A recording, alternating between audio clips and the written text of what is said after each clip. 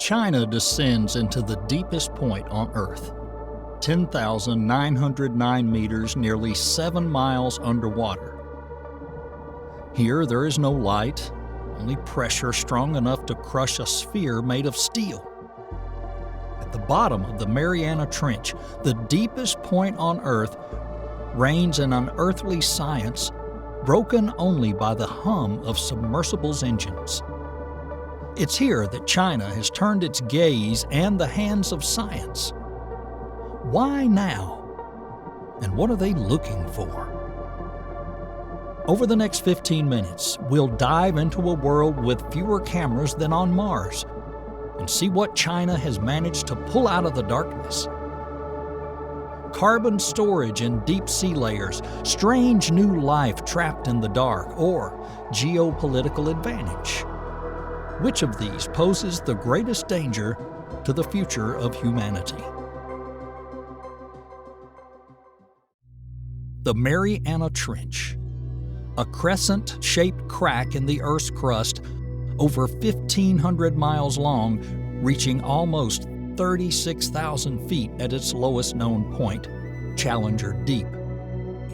This is the Hadal Zone, any part of the ocean deeper than 20,000 feet. A region so extreme that for decades, it remained almost entirely unexplored. Until 2019, fewer than a dozen people had reached Challenger Deep, and each descent was a monumental feat. Immense hydrostatic pressure, over 1,000 times the pressure at sea level, and near freezing temperatures make the trench completely inhospitable. The sea floor regularly shudders due to earthquakes, and the water contains almost no nutrients. It is such a harsh place that life, if it exists at all, must barely survive. Or so we once thought. And yet there's life here. Back in 1960, the bathyscaphe Trias briefly touched the bottom and reported seeing flatfish and shrimp-like creatures. In 2012, filmmaker James Cameron descended solo into the trench and described it as a desolate and alien world. These pioneering missions were rare, perhaps one per generation, because there simply was no technology to make these kinds of journeys routine. But that is changing. Enter Fendouzhe, meaning striver, translated from Chinese. This is the newest full ocean depth manned submersible capable of descending to the very bottom of the ocean. In November 2020, Fendouzhe, with 3 crew members aboard, reached a depth of 10,909 meters, and they planted the Chinese flag on the floor of Challenger Deep. It was a national record that made China one of the few countries to reach the ocean's maximum depth. Upon touching down at the bottom, the craft not only set a record, but also broadcast the first ever live video transmission from the deepest part of the ocean. Thanks to this submersible, China shifted from occasional deep sea dives to maintaining a consistent presence there. In fact, after it entered full service in 2021, Fendouzhe carried out multiple dives in the trench during a single expedition, a stark contrast to earlier one-off missions. By the end of 2024, it had completed a total of 336 dives. Once a single dive was an event of a decade. Now, China conducts them in series. So what changed to make this possible? At the heart of Fendouzhe is a titanium alloy sphere 6 feet in diameter that safely holds the pilot and 2 scientists. Its walls are so thick it can withstand pressures of 1,100 atmospheres at full ocean depth. The small size and carefully engineered shape minimize weak points. Even a single defect could be catastrophic under pressure equal to 90 adult elephants pressing on every square inch. Attached to the sphere is a frame carrying all the tools a deep-sea researcher might need. Robotic arms extend from the front of the submersible to collect rock, sediment, or marine life samples. These manipulators are extremely precise. Fendouzhe's pilots have used them to gently pluck fragile sea creatures from the mud and even recover previously deployed scientific instruments. Fendouzhe carries a terrain mapping sonar, a forward-looking sonar to avoid obstacles, and an acoustic Doppler velocity log to track movement relative to the seafloor. In essence, it can see in the dark using sound, navigating confidently through the jagged walls and canyons of the trench. One of its most groundbreaking features is the communication system. Traditionally, deep-sea submersibles lose real-time contact. Radio waves cannot travel underwater, and great depth makes data transmission slow or impossible. But the developers, including the CAS Institute of Acoustics, created something new. A deep-sea acoustic modem capable of sending text, voice, and even images from 36,000 feet below up to a support ship. This real-time communication is a game-changer. It means scientists aboard the ship or even on land via satellite can guide the mission mid-dive, saying things like, "Point the camera towards that interesting rock," or "Grab that strange fish." It also means that if something goes wrong, the support team knows immediately. Another key to Fendouzhe's success is efficient operation and durable design. It uses powerful lithium batteries and an optimized ballast system, reducing descent time and extending bottom time. A typical dive might take over 3 hours to descend, 6 hours to explore, and 3 hours to ascend. The sub is designed for daily cycles, weather permitting. Unlike older generation subs that required lengthy inspections or refits after a single deep dive, Fendouzhe can be prepared for another mission relatively quickly, allowing multiple dives within one campaign. Every detail matters. A large science basket holds up to 220 kilograms of samples. Floodlights illuminate targets for collection, and high-definition cameras record everything in total darkness. The result? The sub can roam the ocean floor, gather dozens of samples, record hours of footage, then surface, ready to do it all again the next day or next week. So one might assume that at these depths, life is rare and hanging by a thread. In fact, scientists previously hypothesized that deep trenches might host only a small number of living organisms, perhaps a few microbes surviving on nutrients that sink down with sediments. After all, how could anything thrive under immense pressure, near freezing temperatures, and total darkness? For a long time, this was more than a hypothesis. It was almost taken as a given, supported by extremely limited direct observations.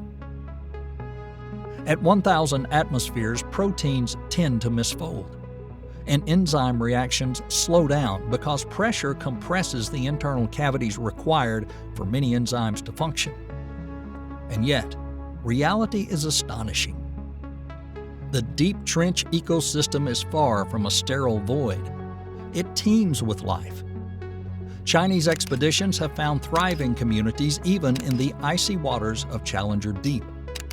A comprehensive research project called the Mariana Trench Environment and Ecology Research, or MIR, recently made a sensational discovery: a burst of microbial diversity where extremely low levels had been expected. When scientists led by Shanghai Xiaotong University and IDSSE sampled over 1,600 seafloor sediments at depths from 20,000 to 36,000 feet, they identified 7,564 species of microorganisms, and a striking 89% of them were completely new. Nearly 9 out of 10 microbes found had never been recorded before. This is not just a few exotic bacteria. It proves that the entire ecosystems exist in the Hadal Zone, unlike anything previously known. How is this possible? It seems that extreme selective conditions, high pressure, low energy, and cold, have forced microbial life to adapt in unique ways. The MIR project found that many of these microbes carry special genes responsible for producing pressure-resistant enzymes and molecules that protect their cells. And it doesn't just apply to microbes. Macroscopic fauna also live here. Hadal amphipods are scavenger shrimp-like creatures that swarm the trench floor.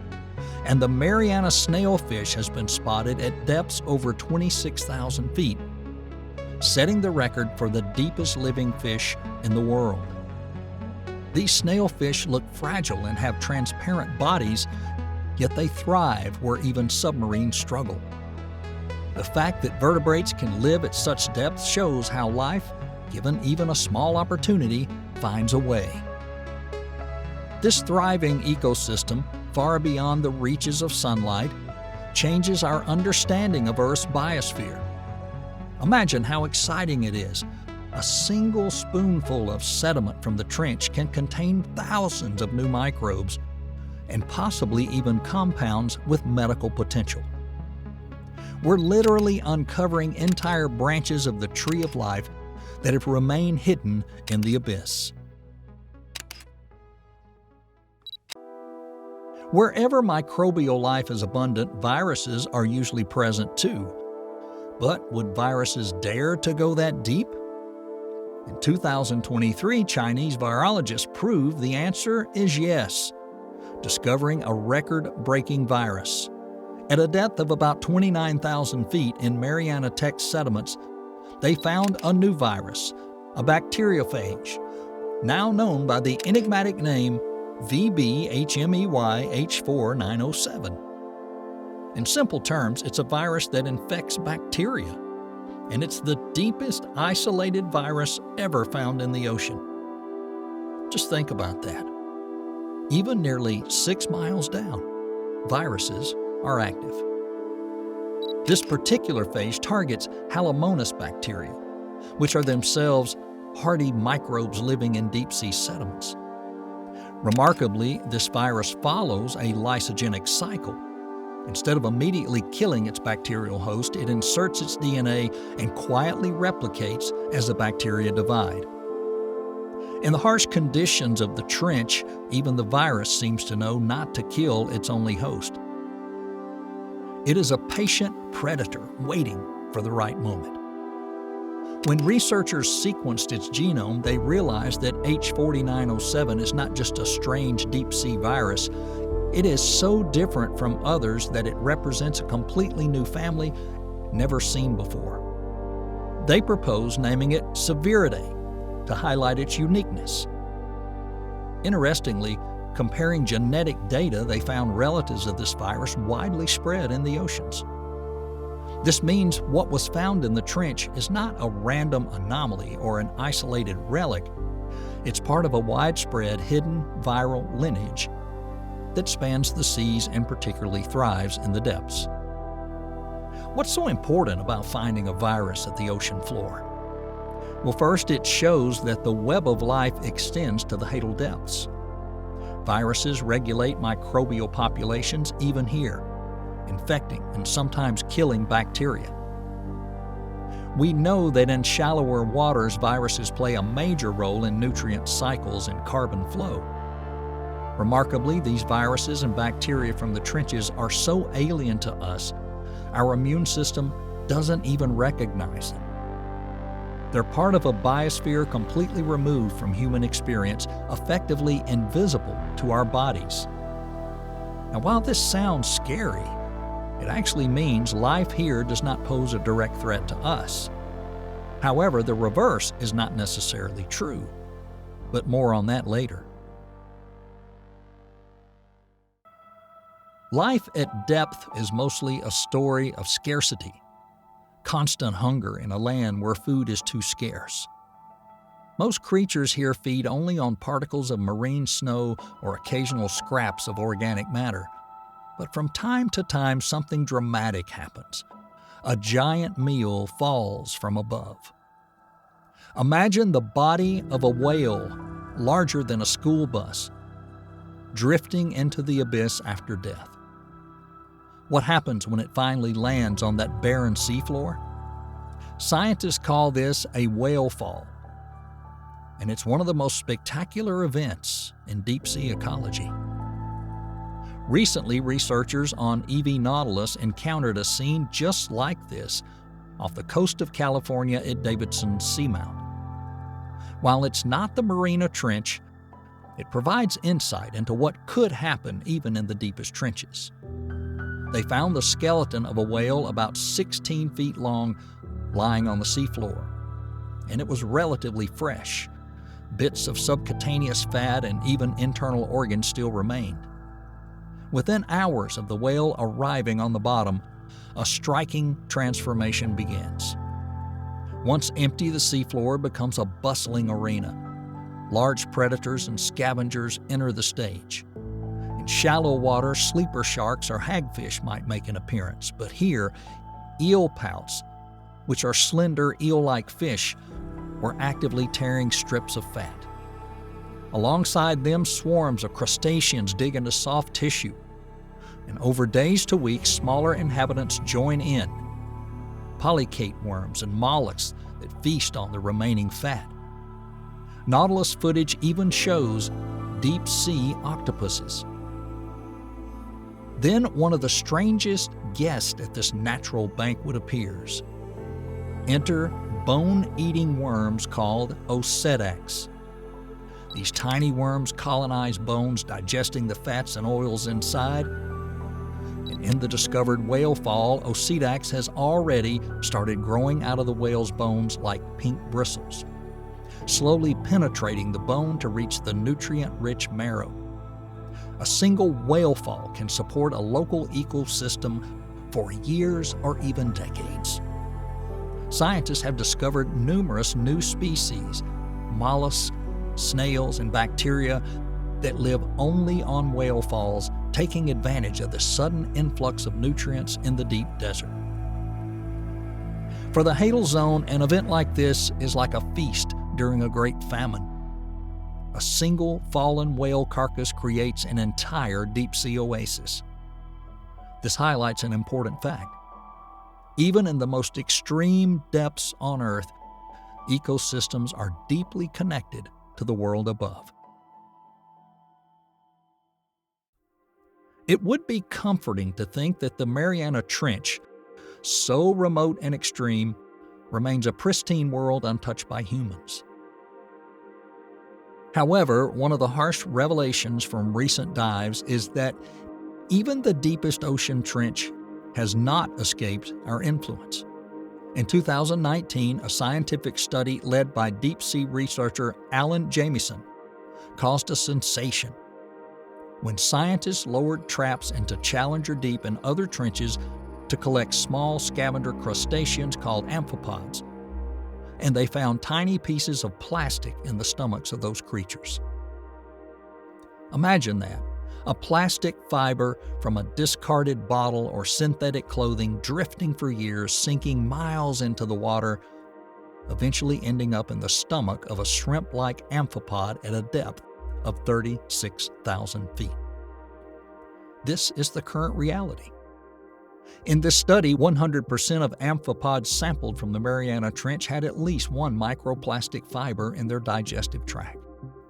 In several Pacific trenches, more than 72% of all studied amphipods contained microplastics. This prevalence is comparable to pollution levels in some coastal marine animals, which is shocking.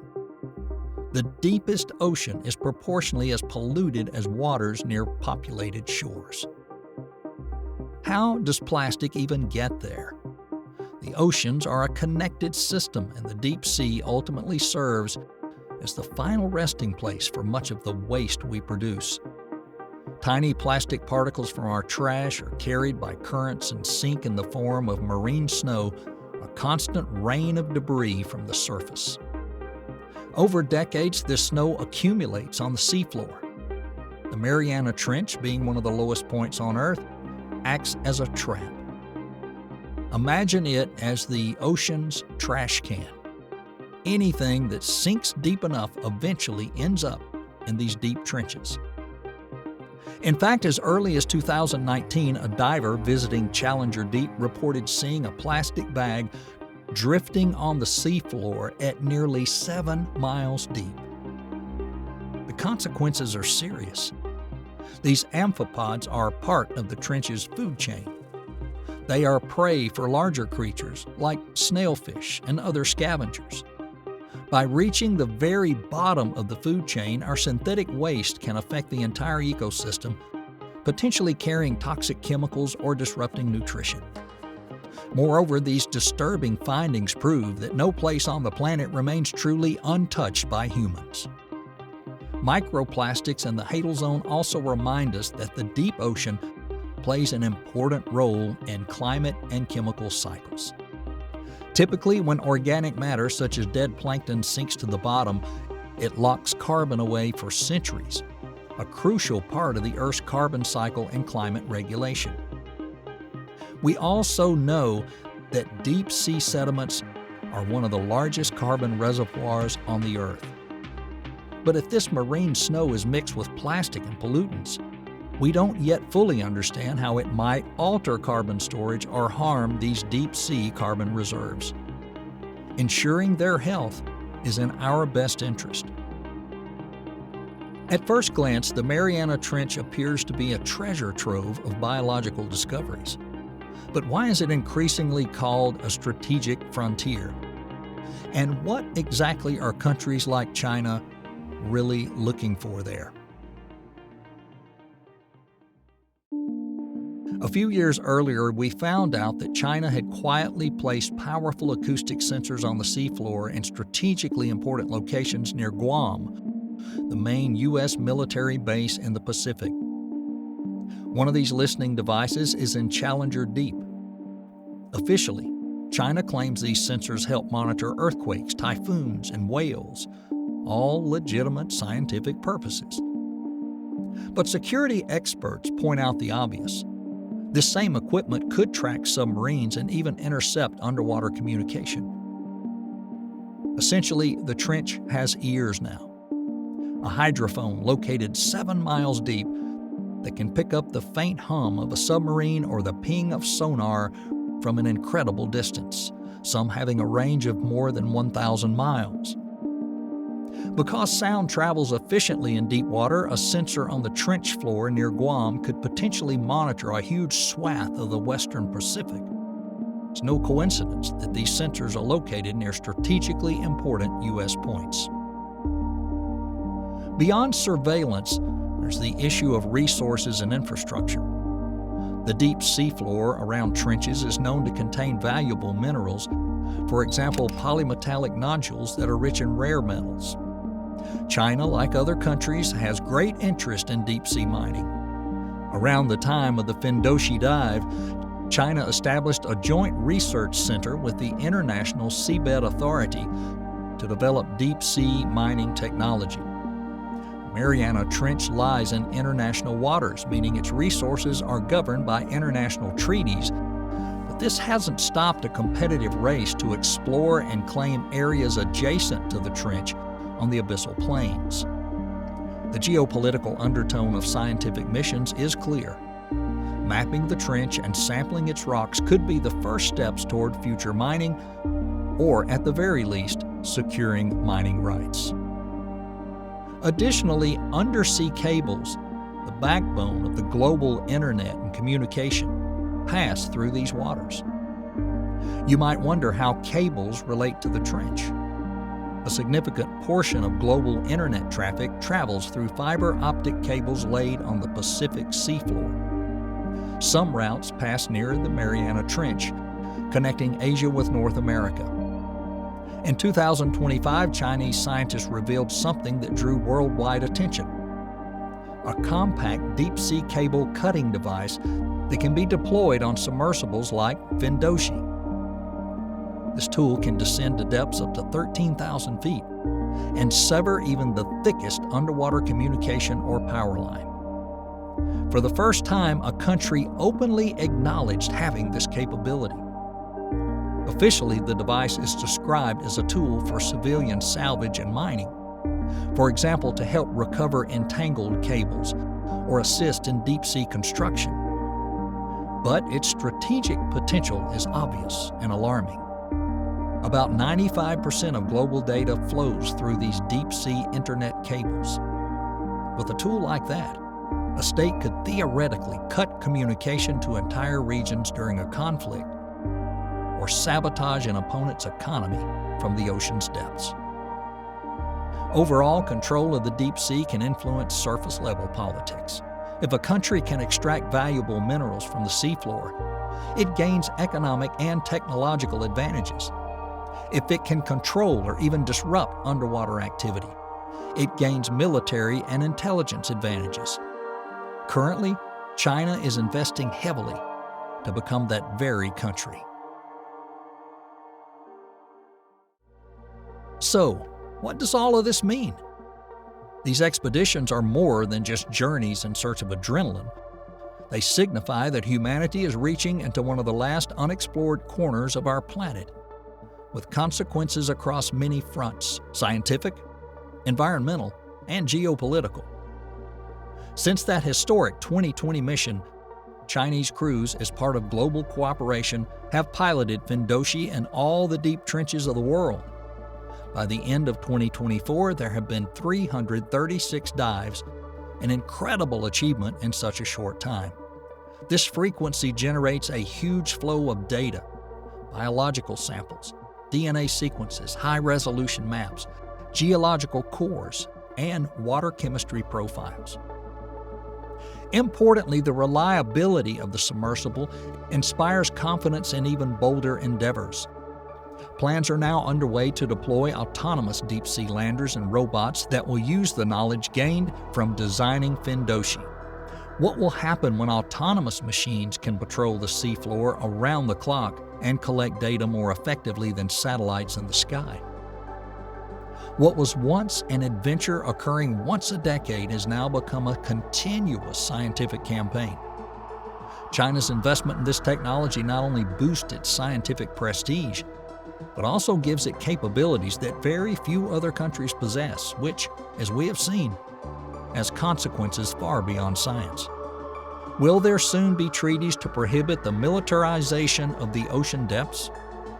We began with the question of what might be down there in the dark.